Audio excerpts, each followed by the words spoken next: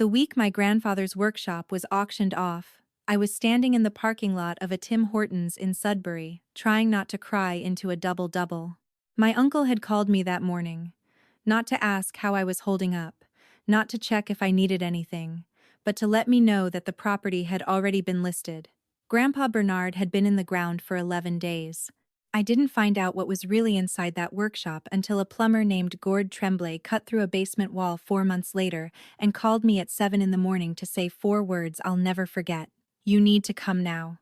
His voice was the kind of careful you only use when you're standing next to something that could change everything. He told me not to call my uncle. He told me not to call anyone. I drove 90 minutes in February weather, with my hands shaking the entire way. But I'm getting ahead of myself. Let me take you back to the kind of Sunday dinners that feel less like family and more like a performance review you didn't know you were enrolled in. My name is Nadia Kowalski. I'm 31 years old, and I grew up watching my grandfather build things with his hands in a way that made you believe the world was still honest. Bernard Kowalski came to Canada from Gdansk in 1972 with $40 and a toolbox. He built a plumbing and heating business in Sudbury from nothing, the kind of business where his name meant something, where people called him by his first name and meant it warmly. He fixed furnaces in January at 2 in the morning because he said a man's word is the warmest thing in a cold house. He smelled like machine oil and peppermints. He made me pierogies every time I visited. He was the one person in my family who asked how I was and then actually waited for the answer. My uncle, Robert, is my grandfather's only son. He lives in a house in the Donovan with a finished basement and a boat he takes out twice a year and talks about constantly. My mother, Claire, is Grandpa's daughter, Robert's younger sister, soft-spoken in a way that people often mistake for weakness. I am her only child. My father has been out of the picture since I was 7. At Sunday dinners, which happened at Robert's house every second week from September to May, the seating arrangement told you everything.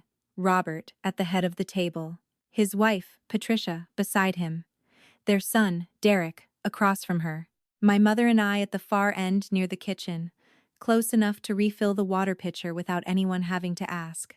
Robert built his whole identity on being Bernard's son, the responsible one, the one who stayed close, the one who understood the business.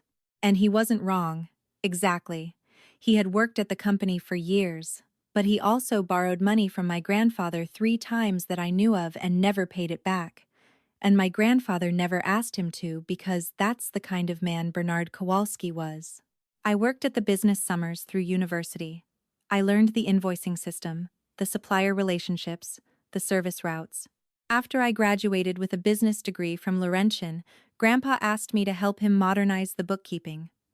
I did it on evenings and weekends around my day job at a small accounting firm. We worked at the kitchen table in his bungalow on Elm Street, him with his coffee and me with my laptop, and sometimes he'd look at the numbers and say, "Nadia, you understand this better than anyone I've ever trusted with it." I thought he meant it as a compliment. I didn't understand yet that he meant it as a warning. 3 months before he died, we were sitting on the back porch after dinner.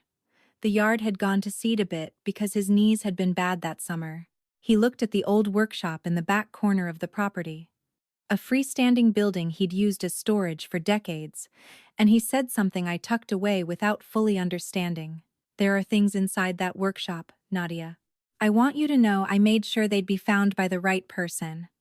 I assumed he meant tools he wanted to leave me. Old equipment. Maybe some of the vintage hand tools he'd collected over the years that he knew I loved. I didn't ask him to explain. I wish I had. He died of a heart attack on a Tuesday night in October.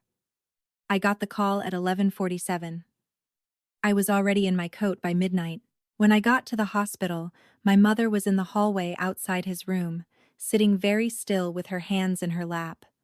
Robert was near the nursing station, speaking quietly with a man I didn't recognize. The man was holding a folder. I noticed it, but I didn't say anything. I went into Grandpa's room and I sat with him for 20 minutes before anyone else came in. I held his hand. I told him I understood the pierogies now, that he'd taught me patience by making the dough slow and the filling generous, and never once rushing either. I don't know if that made sense. It was what I had. When I came back into the hallway, Robert was already talking about the estate. His posture was the posture of a man who had rehearsed this. Mom didn't say anything. She looked at me with an apology in her eyes that I wouldn't fully decode for weeks. The man with the folder was named Terrence White. He was an estate lawyer. My grandfather had a longtime lawyer named Paul Shevchuk, who had handled his affairs for 30 years. Terrence White was not Paul Shevchuk. I found out later that White's firm had been retained 6 weeks before my grandfather died, during a period when Bernard's health had declined rapidly and he was on significant pain medication. I found this out later. That night I just noted his name and his folder and filed them. The funeral was at Sacred Heart. 240 people came. My grandfather had coached minor hockey for 12 years. He had sponsored 3 local families when they were between jobs. The outpouring was genuine and enormous, and Robert stood at the front, receiving condolences like a minister greeting his congregation. He cried beautifully. I will give him that. The tears were real, or real enough that I couldn't tell the difference. Afterward, a woman named Sylvia Baxter found me near the coat tracks. She was in her 70s, small, with reading glasses on a beaded chain.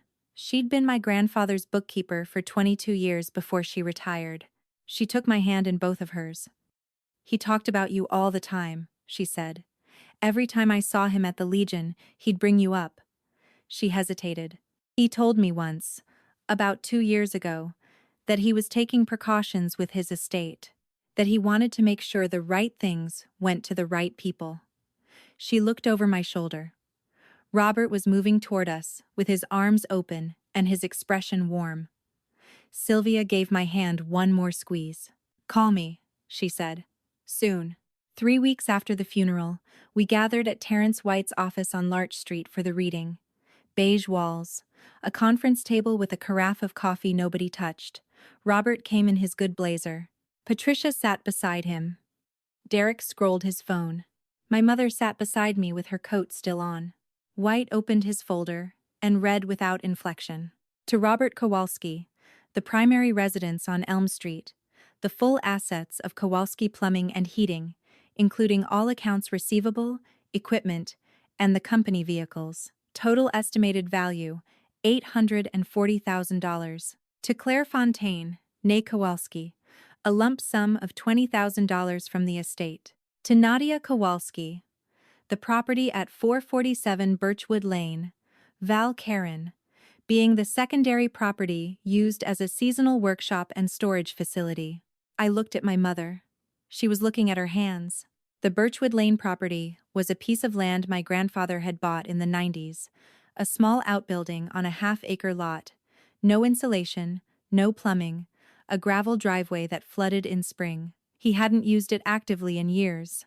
The building itself had been cited by the municipality for structural concerns. Robert had mentioned to me once, at Christmas 2 years prior, that the property was basically worthless and they'd probably just demolish the building. Robert cleared his throat. Nadia, he said. His voice was the voice of a man explaining something to a child. Dad knew your situation. He wanted to give you something you could manage. You're young. Real estate is an asset. My mother's jaw moved, but she said nothing. I looked at White. My grandfather told me directly, I said, more than once, that he was going to take care of my mother and me, that he had made arrangements. This is not what he intended. Robert leaned forward. Are you saying Dad didn't know his own mind? I didn't answer. I picked up my bag. I walked out. I sat in my car in the parking garage for 15 minutes. My breath was fogging up the windshield.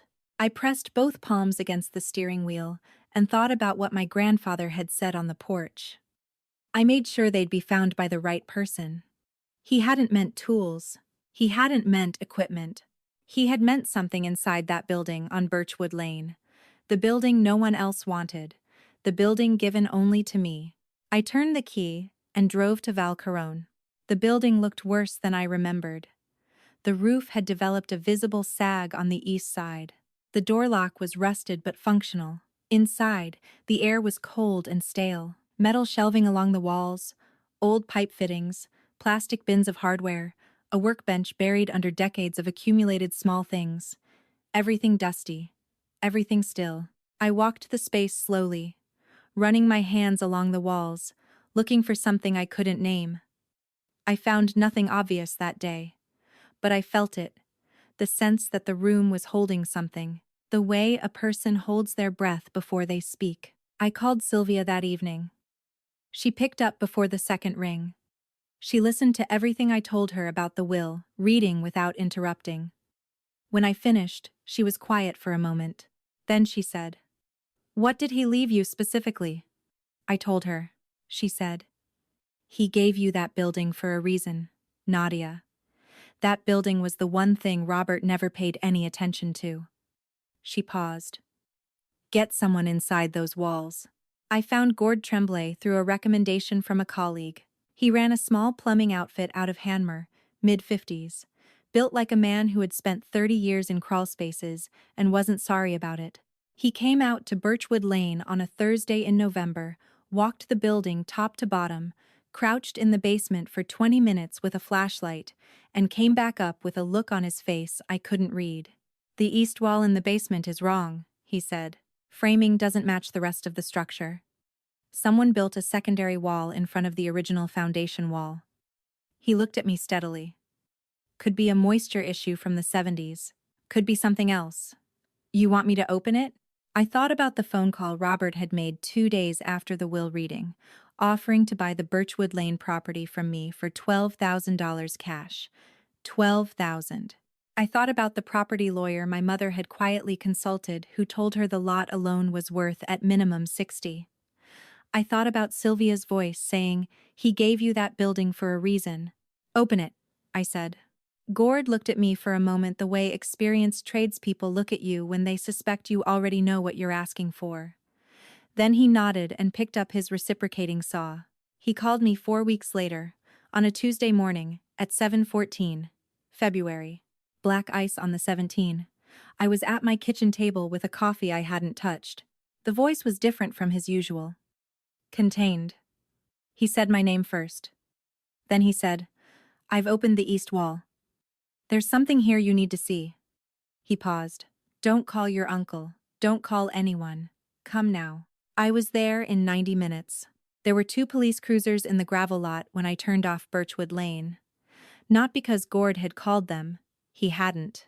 He had called me first, and then he had called them, because what he found behind that wall required it. He met me at the door.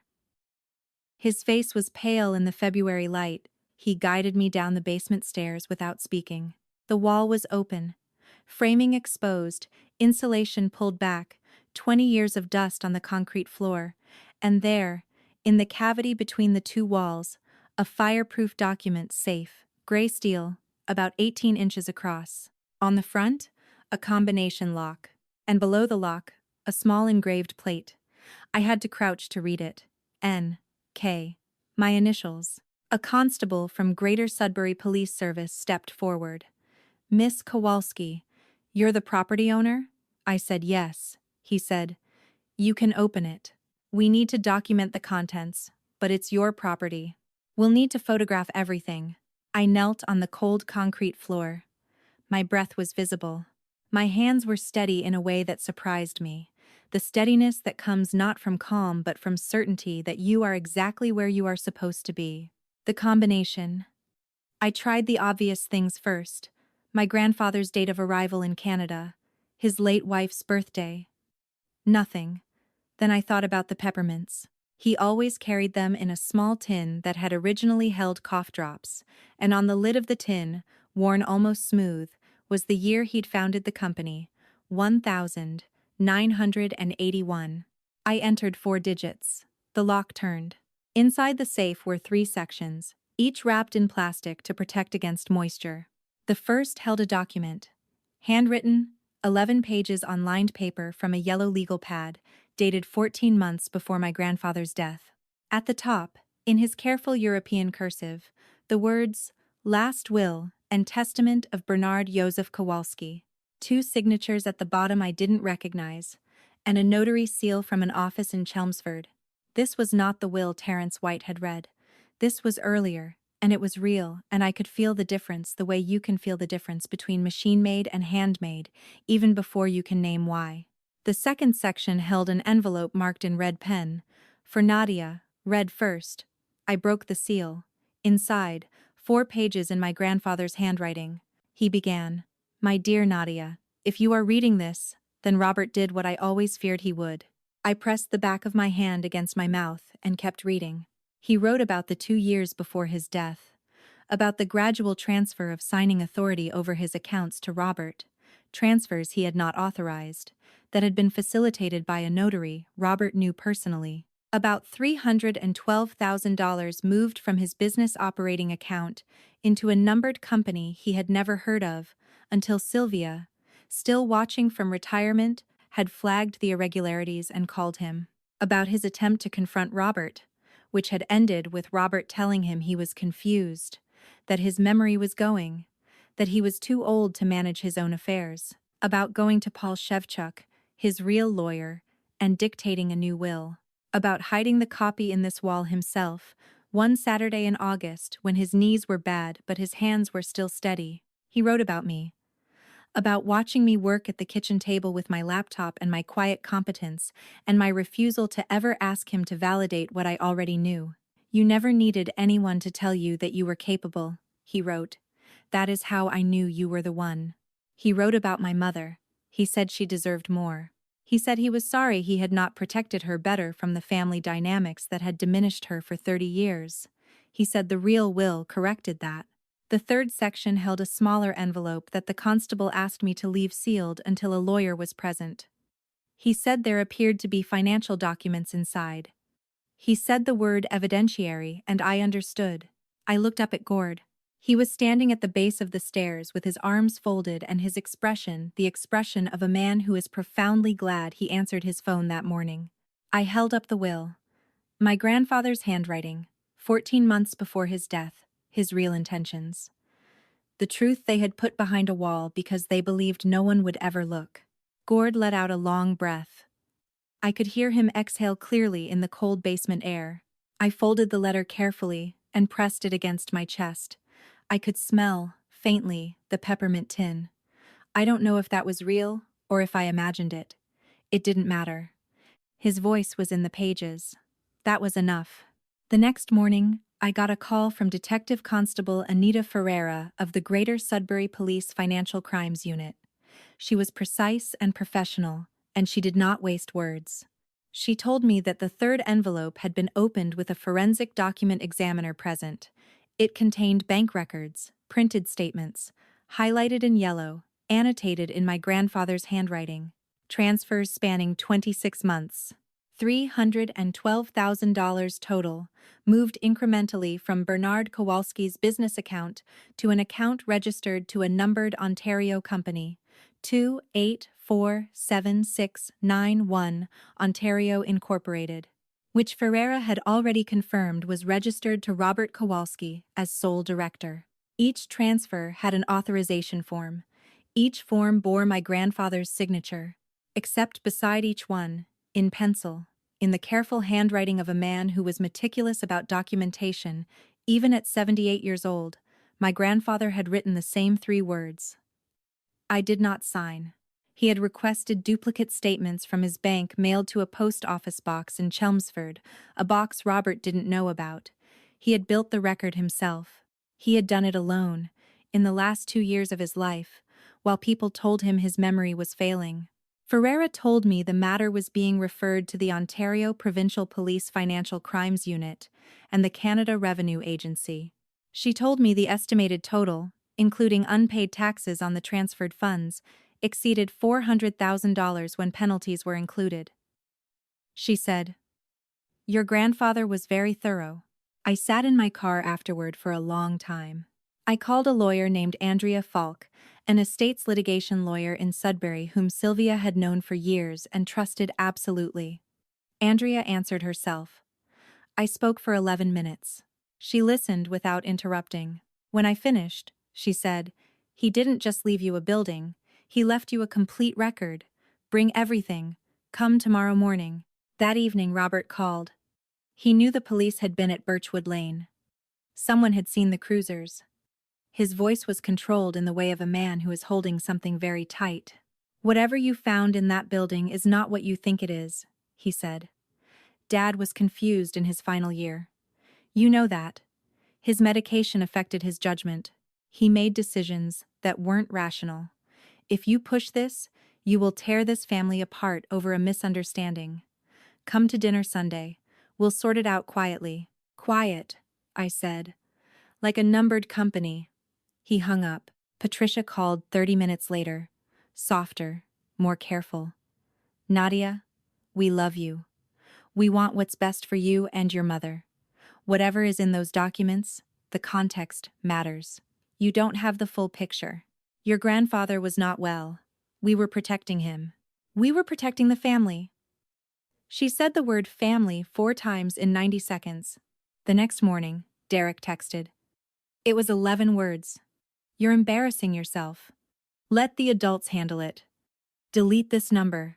He was 34 years old and had never held a job for more than 2 years and had borrowed money from my grandfather twice, both times through his father. I did not reply. Andrea Falk's office was on Durham Street. She had a whiteboard covered in dates and arrows, and she talked me through the legal landscape with the directness of someone who has no interest in softening bad news when the good news is actually better. She told me the handwritten will, properly witnessed and notarized, was valid under Ontario's Succession Law Reform Act.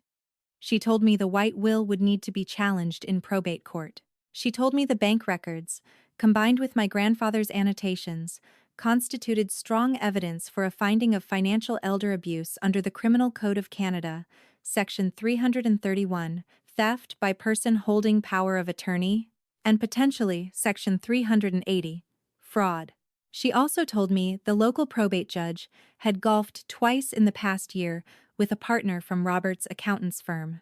She said this with her eyes steady and her voice neutral, the way people deliver information they want you to understand without editorializing. We go to the divisional court, she said. We don't stay local. Over the following weeks, the pressure came in layers. Robert retained 2 lawyers from a firm in Sudbury. They filed a motion arguing the handwritten will was produced under undue influence, claiming my grandfather had been manipulated by me during my work on his bookkeeping. The irony was so complete, I actually laughed when Andrea read the filing to me over the phone. I had been cleaning up the damage Robert had done to the books. The records of my work were time-stamped. Andrea said, "They know this is weak. They're buying time." My uncle called my mother. He told her I was going to cost the family everything. That the lawyers would eat whatever was left. That Grandpa would have been ashamed. My mother called me afterward and said, very quietly, "I know what he's doing. Keep going."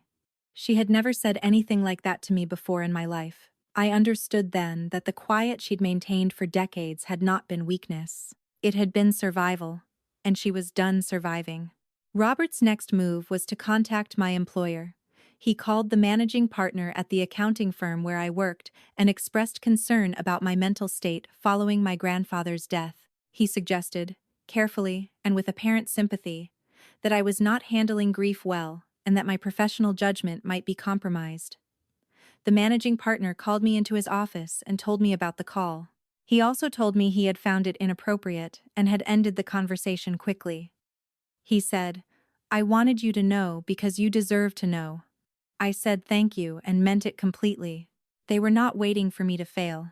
They were trying to build a narrative in which I was unstable, in which anything I'd found was colored by my instability.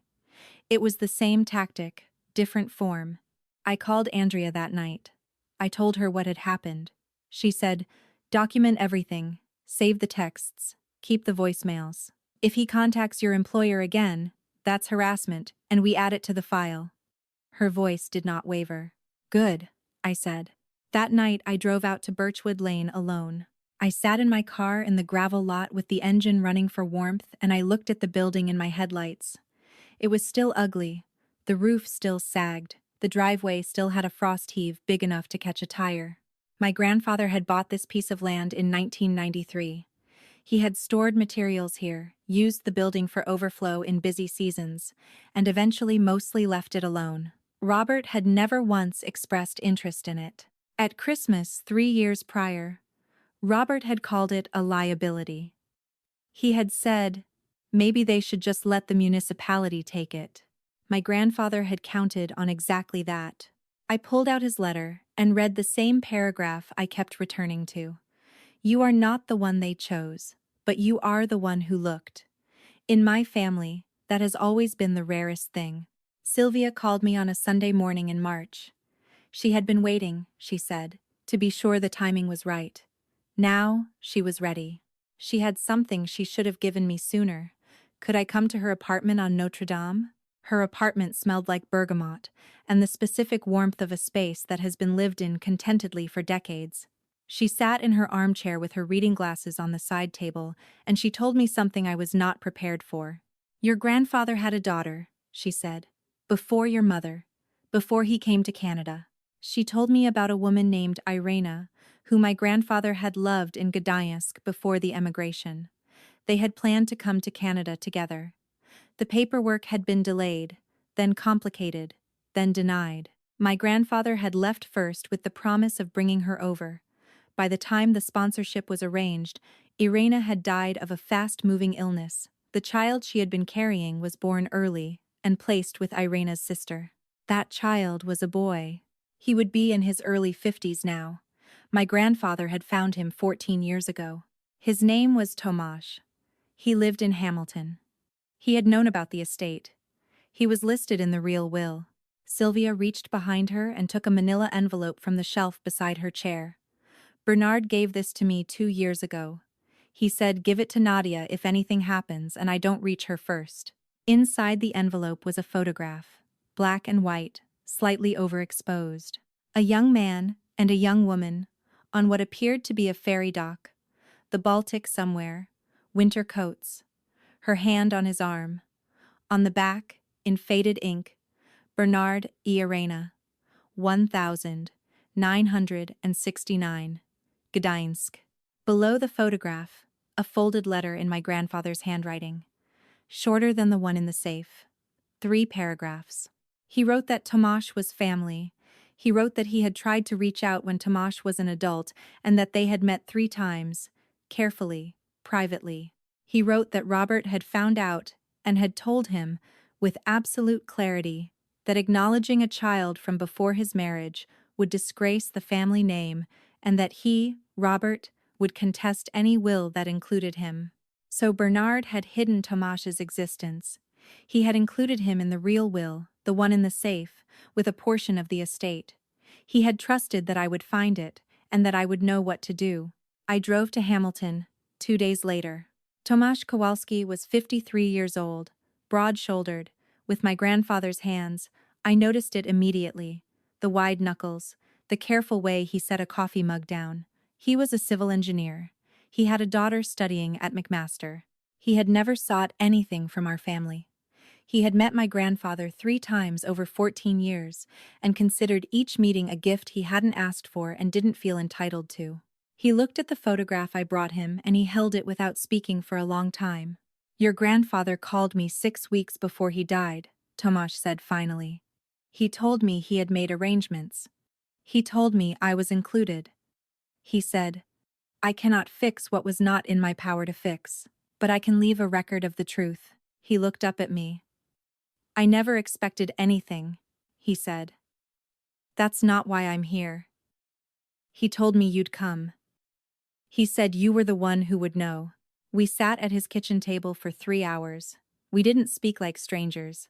We spoke like people who had been handed the same map and were only now figuring out they'd been looking for the same place. The provincial court hearing was in Sudbury in April. Not the local probate level, divisional court.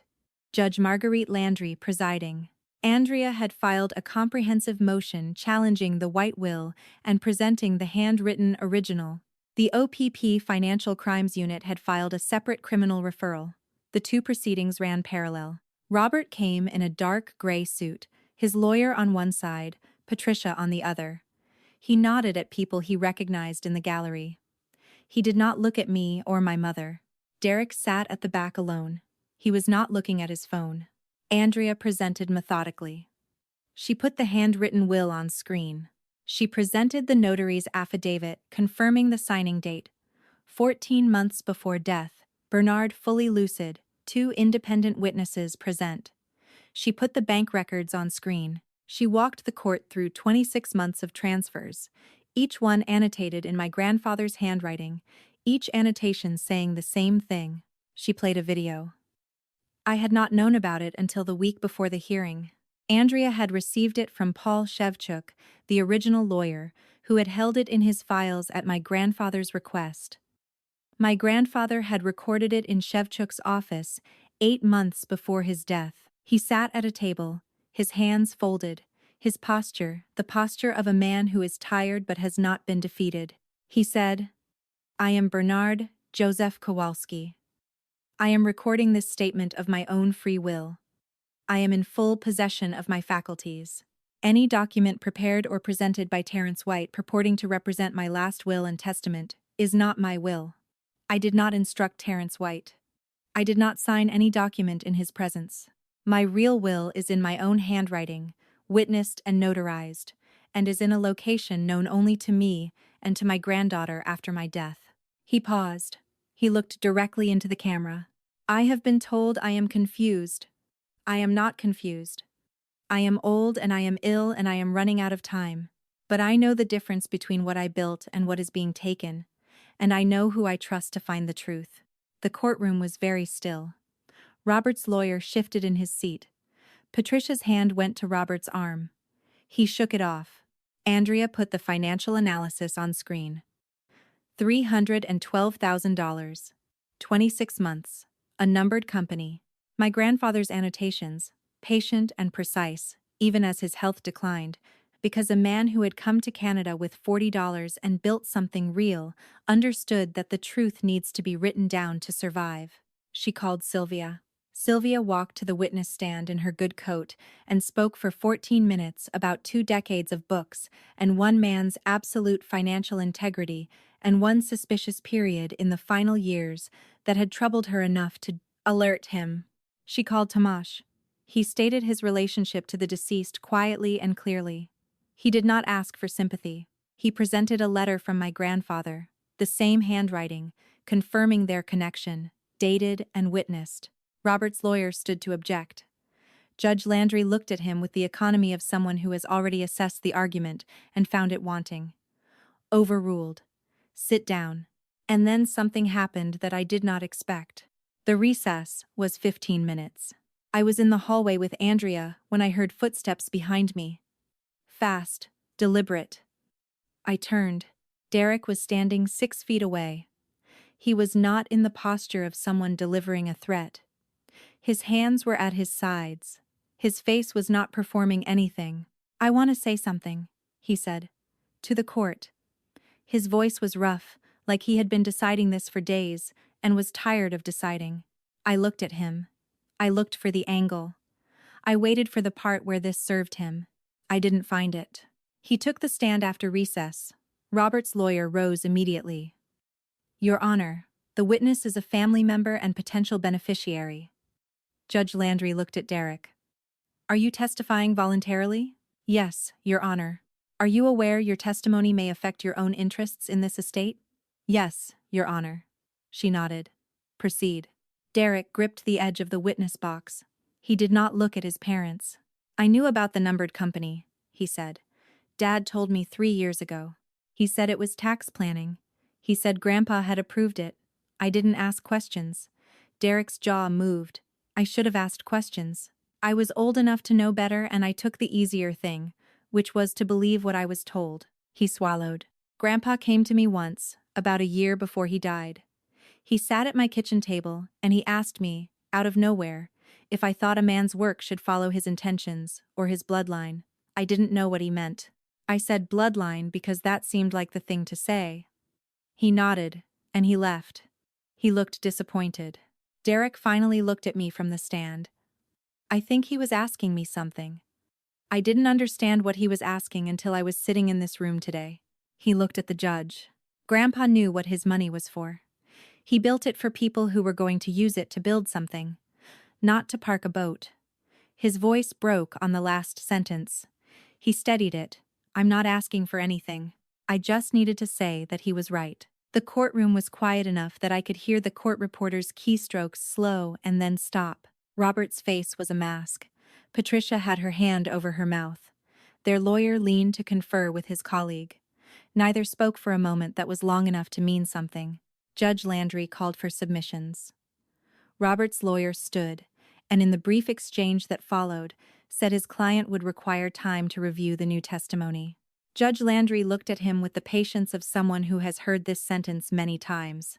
"I will reserve that option," she said. "But I will note for the record that the evidentiary record before this court is extensive, consistent, and not materially contradicted." She made a note. "We will reconvene in 48 hours.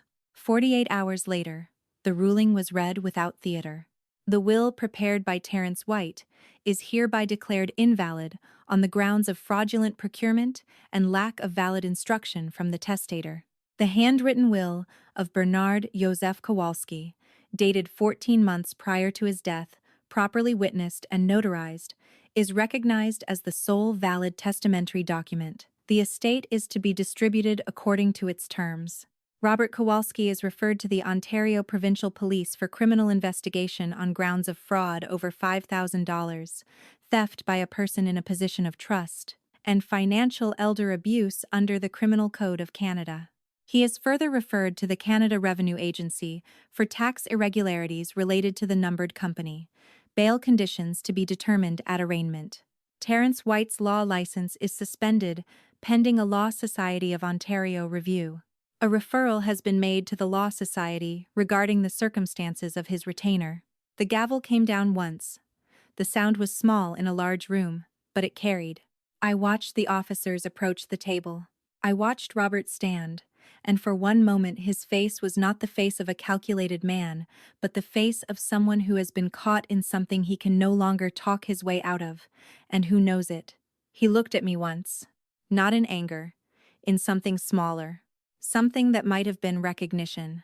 Tomasz was seated beside my mother in the gallery. He reached over and put his hand briefly over hers. She nodded. Andrea put her hand on my shoulder. She didn't say anything. She didn't need to. Outside the courthouse on Elm Street, the April air was cold and bright, the specific clarity of a Canadian spring day that hasn't quite decided it's spring yet. My mother stood beside me. She looked tired and something else. Not quite relief. More like a person who has been holding a position for a very long time and has finally been told they can stand down. "He would have been proud," she said. "Not about the court, about you." I didn't argue with her. I think she was right. The sentencing came months later.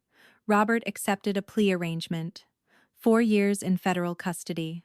The negotiated terms included full restitution of the transferred funds, which meant the estate was restored.